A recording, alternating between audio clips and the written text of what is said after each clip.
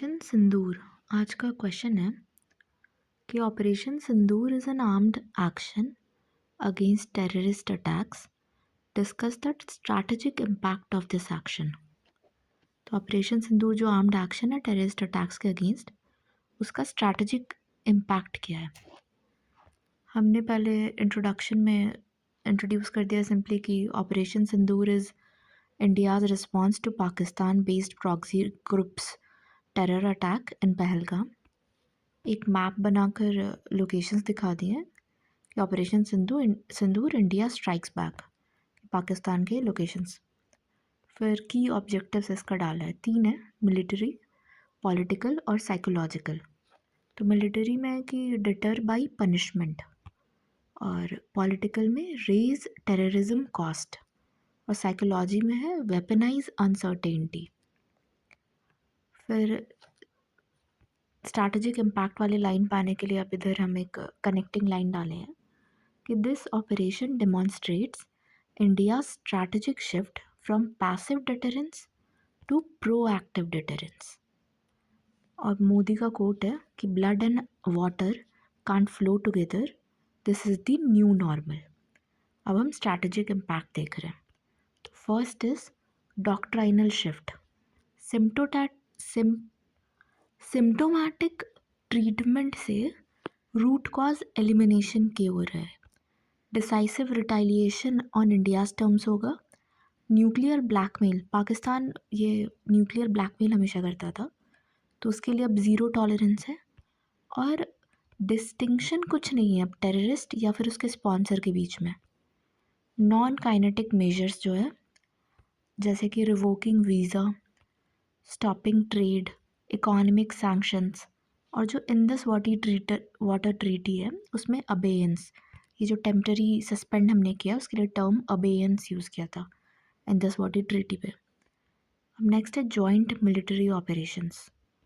Made in India systems जो है, इंडिजनाइज्ड India का जो सिस्टम्स है, जैसे आकाश तीर, रोहिणी 3D, UAVs, वो हाईलाइटेड है। और हमने मल्टी अलाइंड अप्रोच भी लिया है। फॉर एग्जांपल S-400 और ब्रह्मोस रशिया का, वैसे स्कैल्प, हैमर, कामिकाजे ड्रोन्स। अब नेक्स्ट है रीजनल पावर डायनेमिक्स।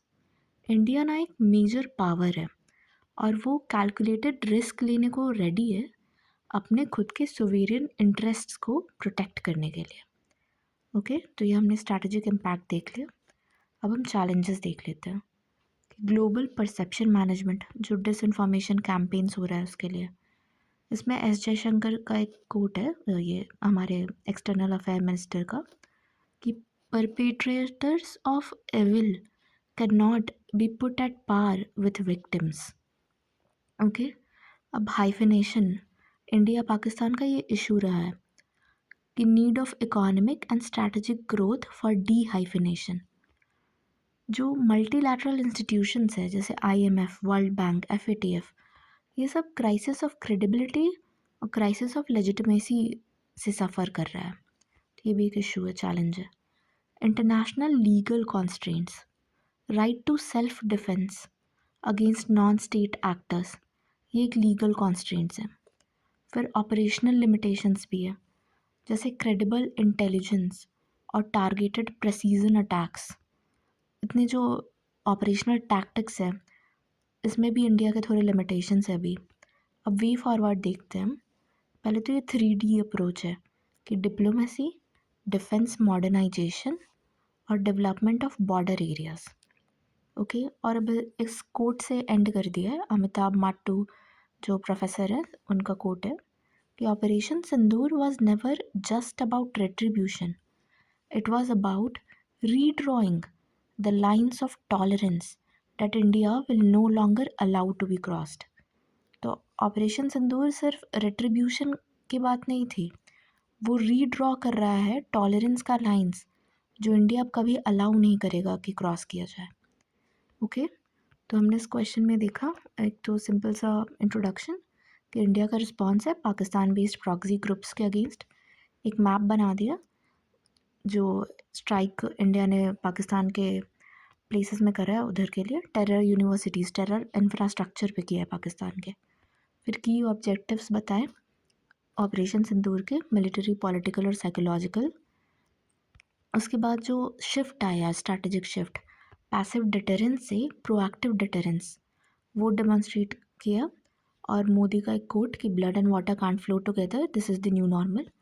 फिर स्ट्रैटेजिक इम्पैक्ट में डॉक्ट्रिनल शिफ्ट कि रूट कॉज एलिमिनेट करना है, डिसाइसिव रिटेलिएशन होगा, न्यूक्लियर ब्लैकमेल पे ज़ीरो टॉलरेंस है, और टेररिस्ट और उसके स्पॉन्सर में कोई डिस्टिंक्शन नहीं है अब।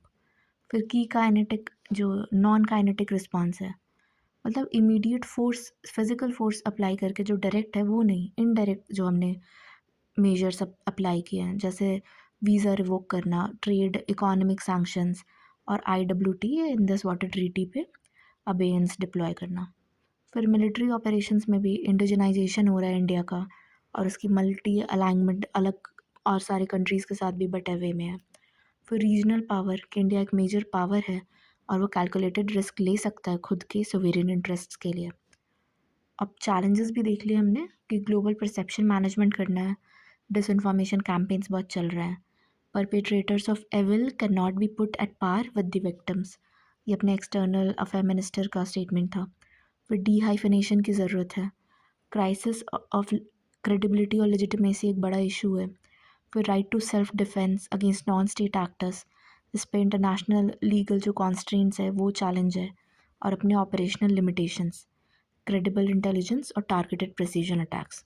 फिर ये 3Ds, diplomacy, development of border areas, defence modernisation, और अमिताभ मट्टू सर का कोट कि सिर्फ रिट्रीब्यूशन नहीं है, ये तो जो लाइंस ऑफ टॉलरेंस है उसको रीड्रॉ किया गया है, जो इंडिया कभी अब अलाउ नहीं करेगा क्रॉस करने देना। ओके, हमने देख लिया ऑपरेशन सिंदूर।